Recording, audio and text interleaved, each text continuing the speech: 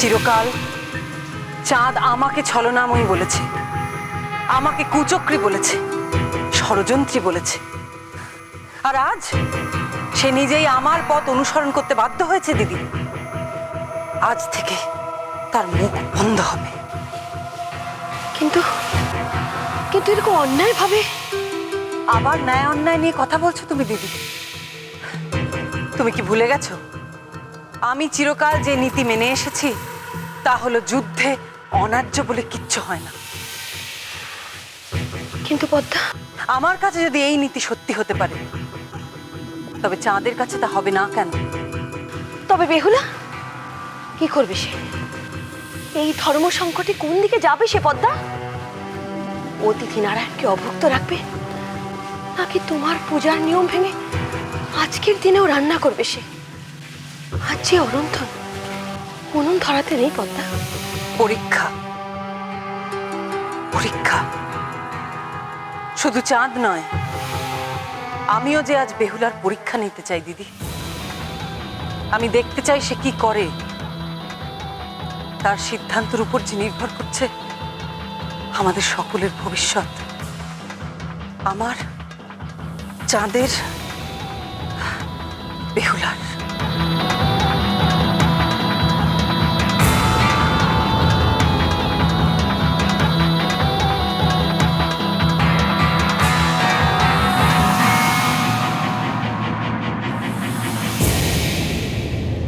খা খা, মন দিয়ে খা। শরীরটাকে একেবারে লোহার মতো মজবুত করতে হবে। ওকে তো না না বাবা, নিন না আপনি।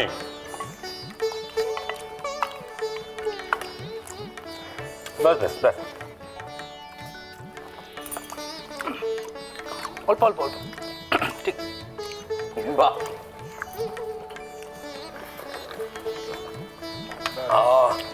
বাবা সায় আর দুখানা মাছ নাও না। বড় বউ, দে দেখিনি তোর সৌঠারকে বড় দেখে দুখানা পেটির মাছ। না মা না, মা আজকের এই শুভ দিনে আমি আর খেতে পারবো না।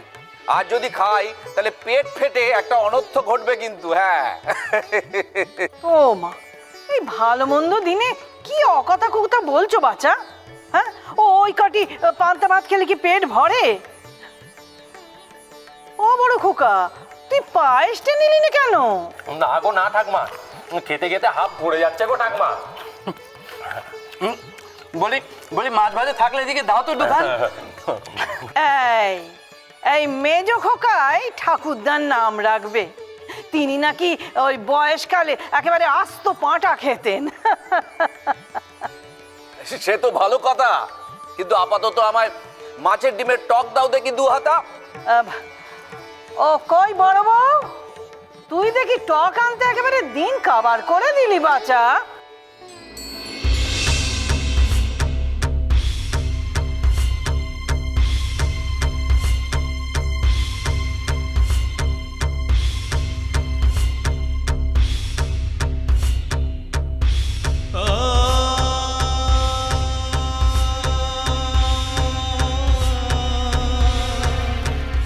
কোথায় ছিলি বেহুলা এতক্ষণ? হ্যাঁ, ও মা, বেহুলা, বেহুলা কি? বেহুলা কোথায় যাচ্ছিস ছুটে? কি রে, তুই খাবি নে? বেহুলা মা, কি কি হয়েছে বলো তো?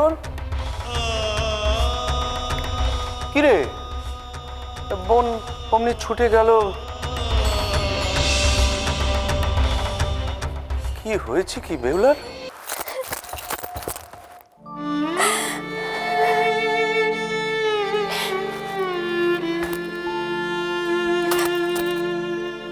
কেন কেন এমনটি করলে মা? কোন অপরাধ করেছি তোমার পায়ে যে এমন কঠিন পরীক্ষা নিচ্ছে আমার? কেন?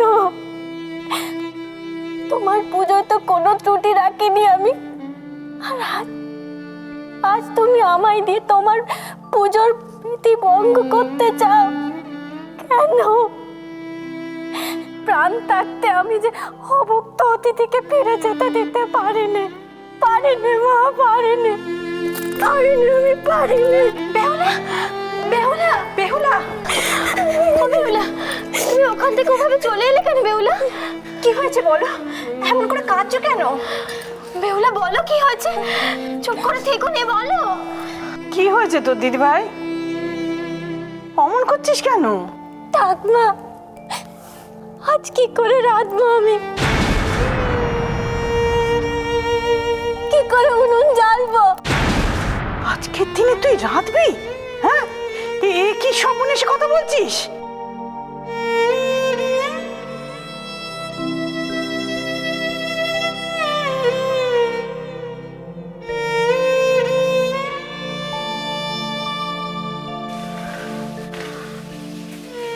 কিছু করো, এখনই কিছু করো পদ্মা।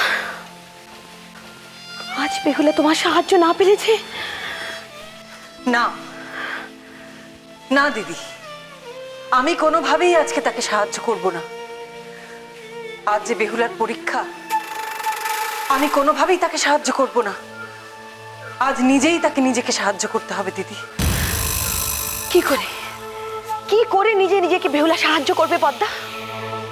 কাউকে এমন উভয় সংকটে ফেলে তার পরীক্ষা নেওয়া, না না, এ ঘোর অন্যায়, এ ঘোর নিষ্ঠুরতা পদ্মা। অস্থির হইও না দিদি, ভুলে যেও না, শুধু আমাকেই নয়, আজ যে অগ্নিদেবকেও সন্তুষ্ট করার দিন। বেহুলা যে অগ্নিদেবের সাহায্যেই দেহত্যাগ করেছিল। শুধু তাই নয়, অগ্নিদেবের আশীর্বাদেই যে বেহুলা জাতিস্বর হয়ে জন্মেছে। তারই আশীর্বাদে যে বেহুলার অগ্নির মতো তেজ। মনে আছে, সব মনে আছে পদ্মা, কিন্তু আজ এই সংকট থেকে বেহুলা কি করে উদ্ধার পাবে? অগ্নিদেব যদি সহায় থাকেন, তবে বেহুলা নিশ্চয়ই এই সংকটের সমাধান খুঁজে বার করবে।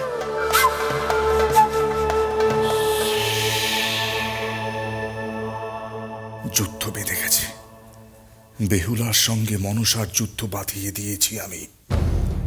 আর এই যুদ্ধে যদি কানী মনসার আজ জয় হয়, তবে আমার কাছে আজই তুমি মূল্যহীন হয়ে যাবে বেহুলা।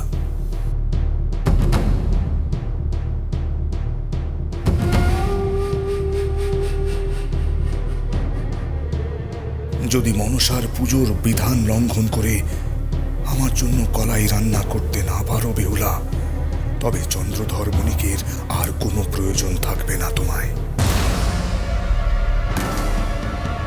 কিন্তু যদি যদি তুমি অগ্রাহ্য করতে পারো ওই চ্যানমুড়ি কানীকে, যদি ভেঙে ফেলতে পারো ওই বিষময়ের পুজোর সমস্ত নিয়ম কানুন, যদি সাহস দেখাতে পারো ওই ছলনাময়ীর বিরুদ্ধে দাঁড়ানোর, তাহলে বুঝবো আমার অস্ত্র হওয়ার যোগ্য তুমি। কুচক্রী মনসার বিরুদ্ধে যুদ্ধ ঘোষণা করো বেহুলা, নইলে আমার মতো লক্ষিন্দরের জীবনেও আজই মূল্যহীন হয়ে যাবে তুমি। ব্যর্থ হয়ে যাবে লক্ষিন্দরের প্রতি তোমার প্রেম, তোমার ভালোবাসা।